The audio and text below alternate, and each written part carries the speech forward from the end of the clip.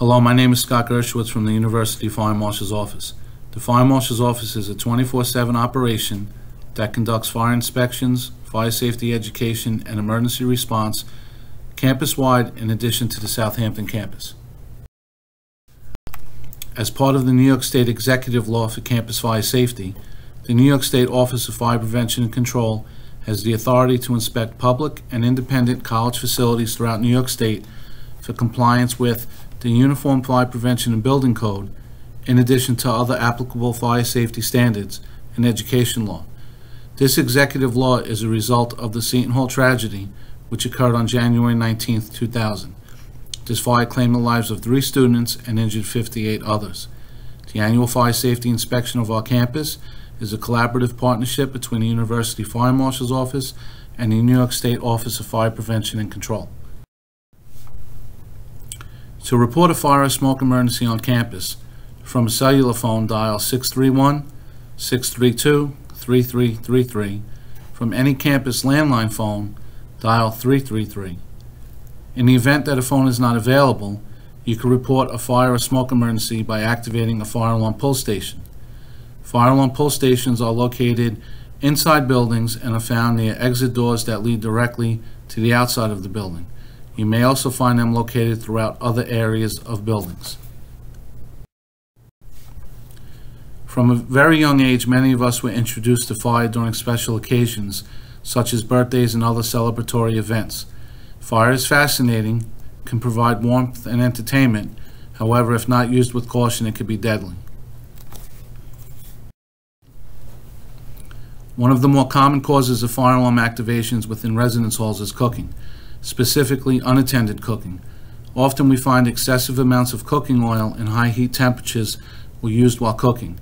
This combination often results in the oil burning off and causing an excessive amount of smoke, which activates the fire alarm. Lower temperatures and a reduced amount of cooking oil may reduce the potential for the fire alarm activating. Additionally, we have found that an accumulation of cooking grease on stovetop burners have also resulted in fire alarm activations. Unattended cooking may cause unnecessary fire alarm activations and evacuations. Always stay with your cooking.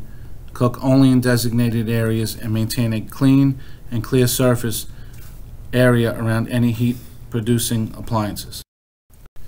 Unattended cooking may cause unnecessary fire alarm activations and evacuations. Always stay with your cooking. Cook only in designated areas and maintain a clean and clear surface area around any heat-producing appliances. In the event of an actual cooking-related fire, report the emergency immediately via phone or fire alarm pull station. Evacuate the area and close the door behind you. Leaving the door open will supply the fire with more oxygen, allowing it to rapidly increase in size. If you experience a fire within the oven, turn the oven off, keep the oven door closed, and report the emergency. Remember that ovens are designed to tolerate high heat conditions. If a food product is burning in the oven and the oven door is completely closed, the fire will eventually be deprived of oxygen and should extinguish itself. In the event of a stovetop fire, the following procedures can be performed if you are comfortable.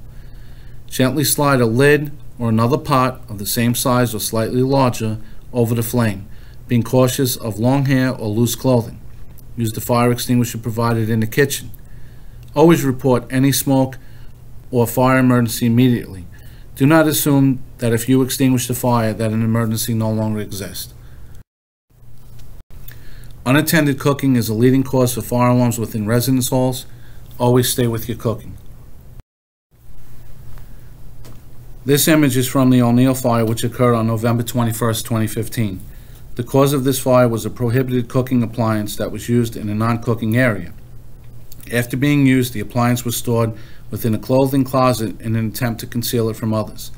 As a result of the building fire alarm system working as designed, along with proper occupant evacuation, no injuries were reported and damage to the building was confined to a particular area. Continuing fire safety education along with other training can prevent incidents such as this. Always have a plan. Know a minimum of 2 ways out from any building. In a fire or smoke emergency, seconds count. Rapid evacuation is crucial for survival. Delayed evacuation can result in serious injury or death. Many victims of fire succumb from injuries related to smoke inhalation. Often burns are the cause of fatalities. However, smoke inhalation is a leading cause of fatalities for victims of structural fires. Many toxic byproducts of smoke are released during a fire. One of the most common and fatal byproducts released during a fire is carbon monoxide. In this particular case, fire was minimal in size. However, the source of the fire was made of synthetic plastic materials. When this appliance was burning, it released toxic gases and resulted in a large amount of smoke throughout the structure.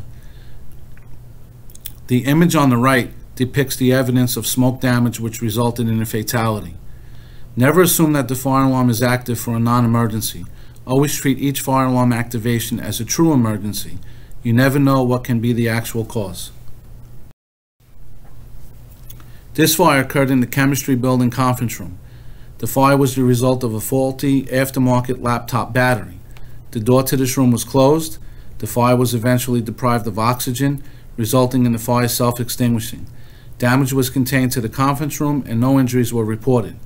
If you are reluctant to evacuate when the fire alarm sounds, you should remind yourself that something like this may be occurring in the building. It's not always burnt food that makes the fire alarm sound. These photos were taken during the annual fire safety inspection of a residence hall. Both pictures on the left side are smoke detectors that were covered with plastic shopping bags. Both detectors were covered to prevent fire alarm activation while the occupants were cooking in a prohibited area. Tampering with the fire or life safety device can prevent others from being notified and possibly result in serious injury or death. If you see something, say something. These photos are a continuation of the inspection findings noted in slide number 12. Cooking in a non-designated area is prohibited and dangerous. Placing hot pots and pans on carpeting may result in a dangerous situation. Extension cords are strictly prohibited campus-wide, along with gang surge protectors and multi-plug adapters. If you require further assistance with clarification regarding electrical safety, contact the quad office. Evacuation diagrams are located on the back of bedroom doors. If you smell smoke or see fire, feel the door with the back of your hand prior to evacuating.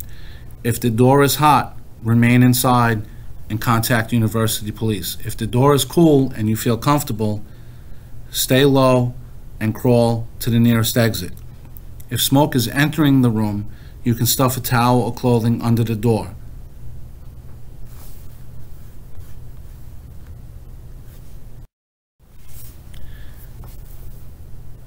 Evacuation guide for people with disabilities. If you are not able to exit via stairs, you must shelter in place.